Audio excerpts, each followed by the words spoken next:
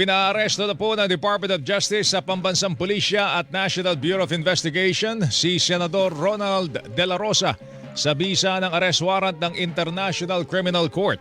Itong sinabi po ni Justice Secretary Frederick Vida matapos ibasura ng Korte Suprema ang hirit na temporary restraining order ng senador laban sa pagpapatupad ng ICC arrest warrant.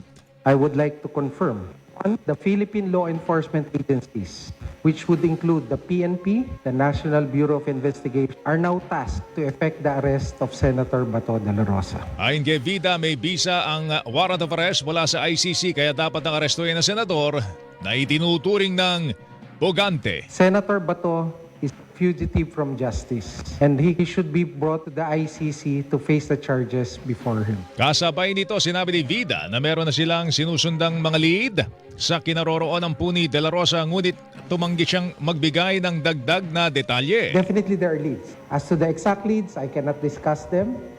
First, I'm not privy to those leads. They are available to our law enforcement agencies and to their units, and let them do their work. Hopefully, we do it as fast as we can. Hindi naman sinagot ng kalihim ang tanong kung ano ang susunod na proseso sakaling maaresto na si De La Rosa. These are operational matters that I cannot discuss so that we don't defeat the purpose of the arrest, which is the ultimate objective is to bring him to the ICC.